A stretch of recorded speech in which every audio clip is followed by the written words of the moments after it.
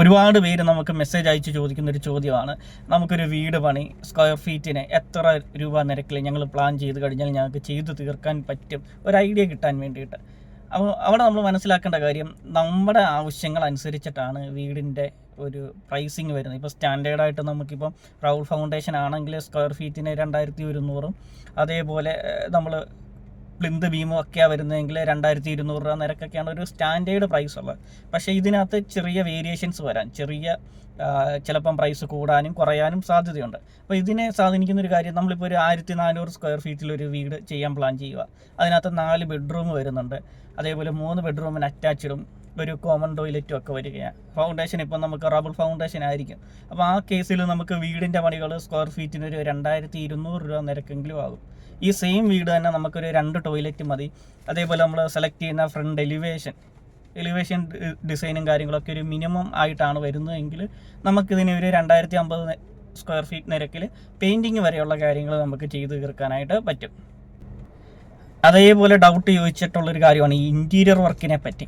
Interior work നമ്മൾ work തുടങ്ങുന്നതിന് മുമ്പ് കൊടുക്കണോ, അതോ വർക്ക് ഫിനിഷ് ആയതിന് ശേഷം, മീൻസ് നമ്മുടെ സ്ട്രക്ചറൽ വർക്കുകൾ ഫിനിഷായി ആ പെയിൻറ്റിങ്ങിന് മുന്നോടിയായിട്ട് ഡിസൈഡ് ചെയ്യുന്നതാണോ നല്ലതെന്നുള്ളത്?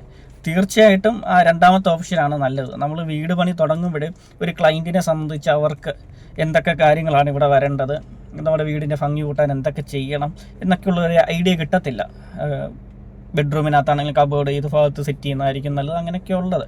കിച്ചൺ കബേർഡ് മെയിനായിട്ടുള്ളത് ഫണ്ട് തന്നെയാണ്. കാര്യം നമ്മൾ വീട് പണി തീർന്നു വരുന്ന ഒരു സ്റ്റേജിലായിരിക്കും ക്ലയൻറ്റിൻ്റെ കയ്യിലുള്ള അവരുടെ ഇൻറ്റീരിയറിന് വേണ്ടി എത്ര രൂപ മാറ്റി വെക്കാൻ പറ്റും എന്നൊക്കെയുള്ള കാര്യങ്ങളെ പറ്റി ചിന്തിക്കാൻ പറ്റുന്നത്. അപ്പോൾ ആ ഒരു സ്റ്റേജിൽ നമ്മുടെ കയ്യിലുള്ള പൈസ അനുസരിച്ച് ഇൻറ്റീരിയർ വർക്കുകൾ നമുക്ക് ചെയ്യുന്നതായിരിക്കും ഏറ്റവും ബെസ്റ്റായിട്ടുള്ളൊരു കാര്യം. ഇപ്പം നമുക്ക് കിച്ചൺ കബോർഡ് നമുക്ക് അലൂമിനിയത്തിലും ചെയ്യാം, അതേപോലെ തന്നെ നമുക്ക് WPCയിലോ മറൈൻ പ്ലൈവുഡിലോ ഒക്കെ ചെയ്യാം. അപ്പോൾ നമ്മൾ ഈ സെലക്ട് ചെയ്യുന്ന മെറ്റീരിയൽ അനുസരിച്ച്, ഇപ്പം അലൂമിനിയത്തിൽ ചെയ്യുന്നതിനേക്കാൾ ഡബിൾ പ്രൈസ് അല്ലെങ്കിൽ അതിൽ എബോവ് ആവും നമുക്ക് WPCയിലോട്ടൊക്കെ പോകുമ്പോൾ. അപ്പോൾ നമ്മൾ സെലക്ട് ചെയ്യുന്ന മെറ്റീരിയൽ അനുസരിച്ച് അതിൽ റേറ്റിൽ വ്യത്യാസം വരും. അതേപോലെ നമ്മുടെ ഫണ്ട് അനുസരിച്ച് നമുക്ക് അന്നേരം ഒരു മെറ്റീരിയൽ സെലക്ട് ചെയ്യുകയും നമ്മുടെ ആവശ്യങ്ങൾ അതനുസരിച്ച് പരിമിതപ്പെടുത്തുക. അല്ലെങ്കിൽ നമ്മുടെ ഫണ്ട് ഇത്രയുണ്ട്, എൻ്റെ കയ്യിൽ ഇത്രയും പൈസയുണ്ട്, അപ്പോൾ ഇത്രയും ഫണ്ട് എനിക്ക് ഇൻറ്റീരിയർ വർക്കിൽ ഞാൻ സ്പെൻഡ് ചെയ്യുന്നതുകൊണ്ട് തെറ്റില്ല എന്ന് നമുക്കൊരു അവസാന ഘട്ടത്തിലായിരിക്കും ക്ലയൻറ്റിന് ഒരു കൃത്യമായിട്ടൊരു തീരുമാനം എടുക്കാൻ പറ്റുന്നത്.